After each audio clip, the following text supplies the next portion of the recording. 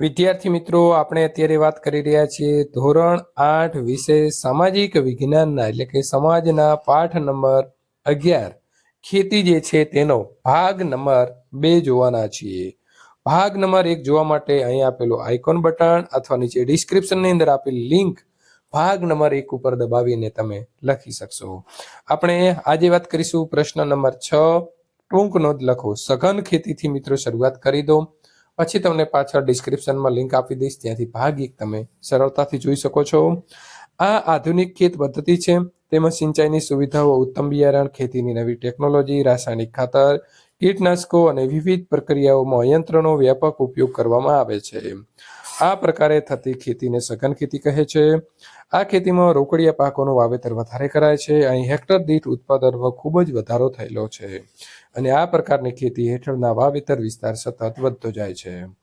આ ખેતીમાં આર્થિક વળતરને મહત્વ આપવામાં આવે છે, તેથી તેને વેપારિક ખેતી પણ કહે છે। ગુજરાતમાં સુરત, વલસાડ, આણંદ વગેરે જિલ્લામાં આ પ્રકારની ખેતી થાય છે। ટપક સિંચાઈ પદ્ધતિ। ટપક સિંચાઈ એ સૂક્ષ્મ પિયત પદ્ધતિનો એક ભાગ છે કે જેના દ્વારા પાણીની બચત થાય છે અને પોષક દ્રવ્યો ધીમે ધીમે છોડના મૂળ સુધી પહોંચી જાય છે। આનો મુખ્ય ધ્યેય બાષ્પીભવન ઓછું કરી છેક મૂળ સુધી સીધું પાણી પહોંચાડવાનો છે। બે હરોળ વચ્ચે જગ્યા ધરાવતા પાકોમાં ટપક સિંચાઈ પદ્ધતિ વધુ ઉપયોગી છે। શાકભાજી તેમજ ફળોના પાકમાં આ પદ્ધતિ વધારે ઉપયોગી છે।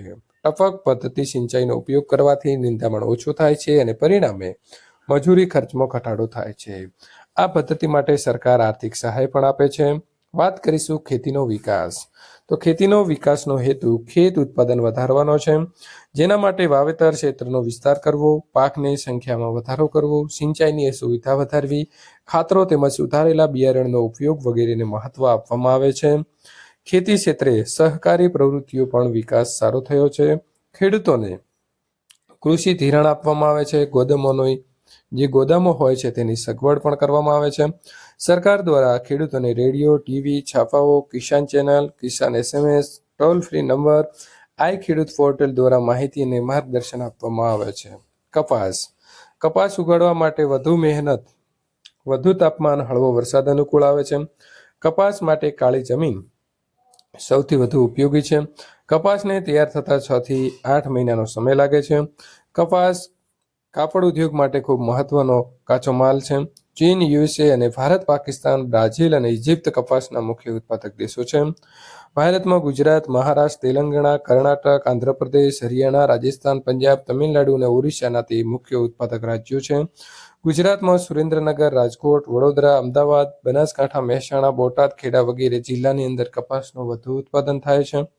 ગુજરાતનો કાનમ પ્રદેશ લાંબા તારની કપાસ માટે ઉત્પાદન જે છે તેના માટે જાણીતો છે। પ્રશ્ન નંબર 6, વર્ગીકરણ કરીએ તો ધાન્ય પાકમાં આવશે ડાંગર, ઘઉં અને બાજરી। રોકડિયા પાક કહેવાશે શેરડી, કપાસ, તમાકુ। તેલબિયામાં મગફળી, તલ અને એરંડા। પીણા, ચા અને કોફી। કઠોળ, તુવેર, મગ અને ચણા। મસાલા તો આવશે જીરું અને લસણ। ફળની વાત કરીએ તો કેરી, કેળા અને ચીકુ। શાકભાજી બટાટા, રીંગણ અને ટામેટા। ફૂલમાં આવશે ગુલાબ, જુઈ અને મોગરો। પ્રશ્ન નંબર 7, પાના નંબર 74 ઉપર આપેલો જે નકશો છે તેના આધારે વિશ્વના નકશામાં રંગપૂર્ણ અને નામ નિર્દેશન મિત્રો તમારે આ પ્રકારે કરવાના છે। તો આપણે અહીં જો ખંડોના નામ લખી દીધા છે। પ્રથમ આપણે લખ્યું છે અહીં કર્કવૃત, વિષુવવૃત્ત અને મકરવૃત્ત। હવે અહીં જે લીલો કલર તમને જોવા મળે છે તે કૃષિ યોગ્ય જમીન છે। એની અંદર જો વાત કરીએ તો જો અહીં હિન્દ મહાસાગર લખી દીધું છે, પેસિફિક મહાસાગર, ઉત્તર એટલાન્ટિક મહાસાગર। ત્યાર પછી ખંડોના નામ અહીં લખ્યા છે એશિયા, આફ્રિકા, યુરોપ, ઓસ્ટ્રેલિયા, ઉત્તર અમેરિકા, દક્ષિણ અમેરિકા। આ પ્રકારે આપણે ખંડોના નામ જે છે તે લખીશું। ત્યારબાદ આગળ વાત કરીશું પ્રશ્ન નંબર 7B, ચાલો પ્રવૃત્તિ કરી અને શબ્દ કોયડો જે છે તે ઉકેલીએ।